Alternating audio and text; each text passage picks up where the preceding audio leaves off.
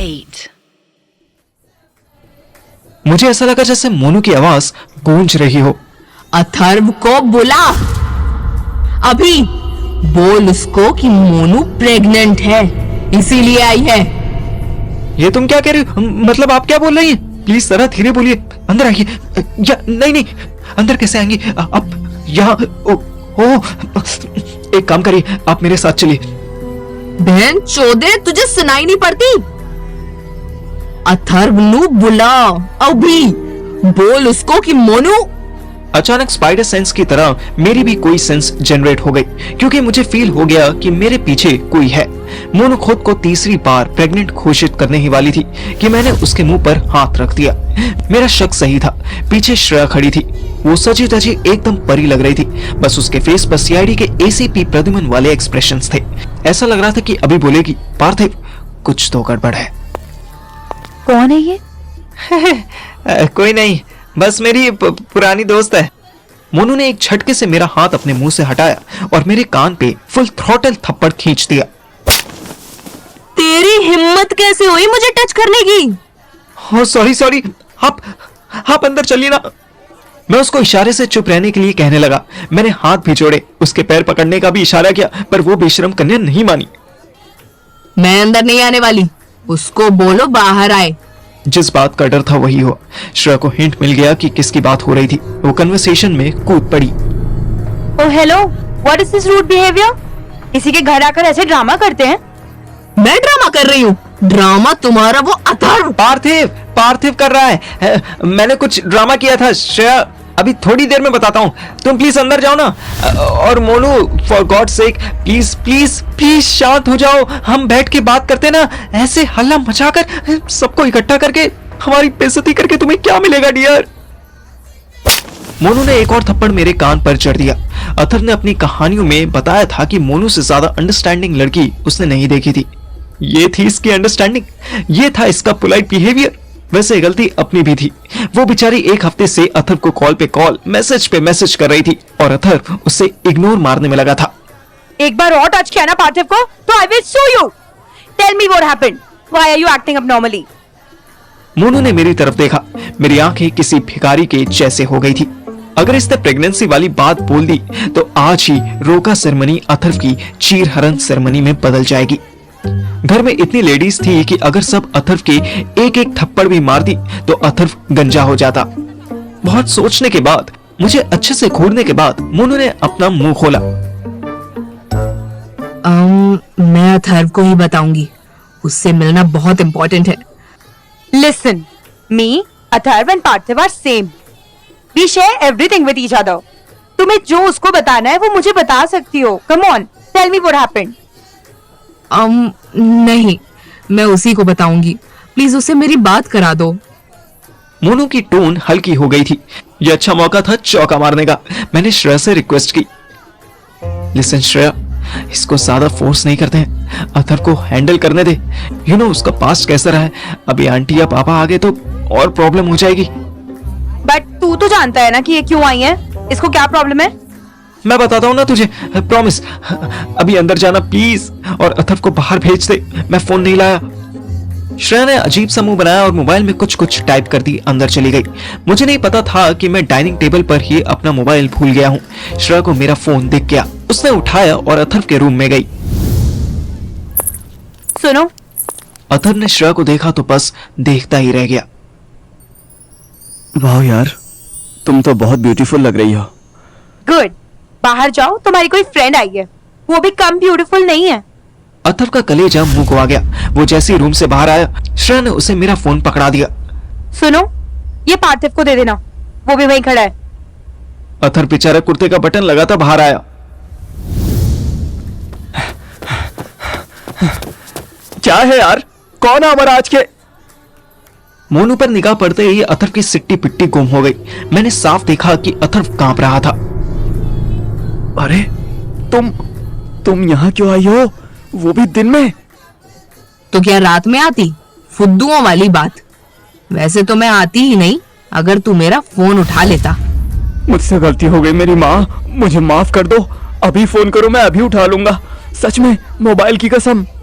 Drama ना कर, मेरे साथ हॉस्पिटल चल, मैं पेट से हूँ।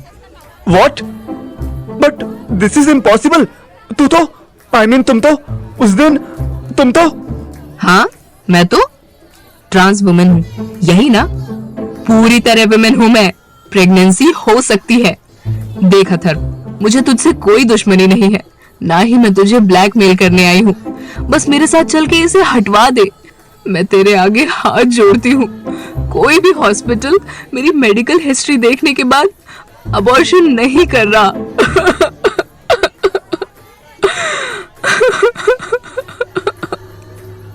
मोनू बोलते बोलते रोने लगी। क्या मेडिकल ट्रीटमेंट नहीं मिल पा रहा? मतलब मैं समझ नहीं पा रहा हूं। और तुम रो मत प्लीज।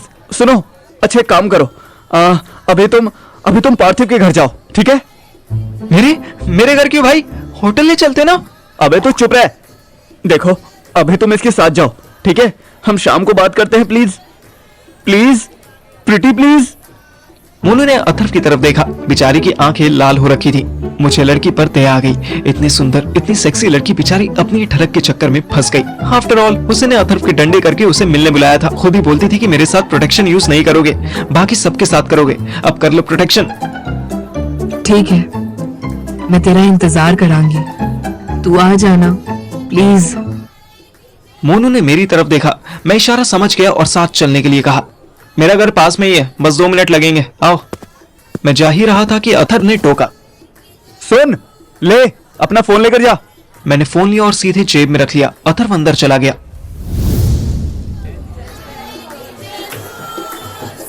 अंदर एक छोटा सा कीर्तन शुरू हो चुका था। रोके का मुहूर्त भी बस होने ही वाला था। सुनीता आंटी ने अथर्व को आधा तैयार हुए देखा तो चिल्लाने लगी, ये कैसा जल्ला बना घूम रहा है? तेरा बाप देख, ऐसा लग रहा है जैसे वही दूल्हा हो। क्या जल्दी तैयार हो। अचानक रूम से एक साथ ढेर सारी औरतों के चिल्लाने की आवाज आने लगी। अथर्व और सुनीता आंटी भी भागे भागे गए तो देखा श्रेया बेहोश पड़ी थी।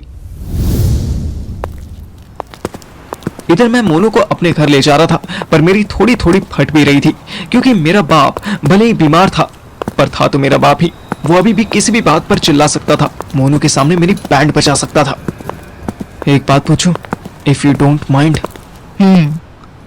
तुम अथर्व को ये बात मैसेज करके बता देती अगर वो फोन नहीं उठा रहा था तो। वैसे उसे फोन उठाना चाहिए था, बट उसने मेरा सेंटेंस पूरा होने से पहले ही अपना व्हाट्सएप ऑन करके दिखाया। वो अथर्व को 70-80 मैसेज भेज चुकी थी। शुरुआत के 20 मैसेजेस में कहाँ हो, क्या कर रहे हो, कुछ अर्जेंट बात है, प्लीज फोन उठाओ लिखा था। वहीं मिट के कुछ मैसेजेस में आई एम प्रेग्नेंट भी मेंशन था। और इससे ज्यादा क्लियर क्या बताऊं? ओह, फिर तो इसकी गलती है। सही है, गलती का फल तो मिलना ही चाहिए। तुम टेंशन मत लो, एक बार रोका हो जाए बस। फिर अगर उसने कोई नौटंकी की ना तो मैं जबरदस्ती कान पकड़ के लेके आऊंगा उसको। उसकी भी कोई जरूरत नहीं, बस कोई बंदा, कोई एक मर्द मेरे साथ चल चले, उतना बहुत है। ये मेडिसिन से नहीं ठीक? नहीं, कॉम्प्लिकेटेड है, अबॉर्ट ही होना है। ओके ओके, कोई नहीं, हो जाएगा। दिल्ली में एक से बढ़कर एक हॉस्पिटल है। I will support you. तुझे पता है, जब मैंने फर्स्ट टाइम अपनी मम्मी से कहा था ना कि मैं लड़का नहीं रहना चाहती, मैं अंदर से लड़की हूँ, तो वो क्या बोली थी? बोली क्या? उन्होंने खींच के दिया होगा एक। नहीं, वो कहती कि पुत्र, ये दुनिया पहले से ही जो कुड़ियां बैठी हैं उन्हीं के लिए जहर हुई पड़ी हैं, तू और तादाद क्यों बढ़ाती है? तादाद मतलब क्वांटिटी ना। मोनू ने मुझे घूर के देखा। सॉरी, तुम्हारी मम्मी ने जो कहा था उसमें मैं करेक्शन करता हूँ। ये दुनिया सिर्फ लड़कियों के लिए जहर नहीं है, ये हर उस पर्सन के लिए जहर है जो कम्पीट नहीं कर सकता, जो कमजोर है, जो अपना ध्यान नहीं रख सकता, जो अलर्ट और अवेयर नहीं है। जो अलर्ट और अवेयर नहीं है उसके लिए जीना बहुत मुश्किल है। ऐसे तो सबके लिए बहुत मुश्किल है। हम घर पहुंच चुके थे। अभी अगर मेरा बाप उठ गया ना तो देखना मेरे लिए ये जिंदगी कितनी मुश्किल हो जाएगी। तुम थोड़ी साइड हो जाओ। मोनू चुपचाप साइड हो गई। वो बेचारी दिल की भली लड़की लग रही थी, बस अथर्व के इग्नोरेंस की वजह से थोड़ी भड़की हुई आई थी।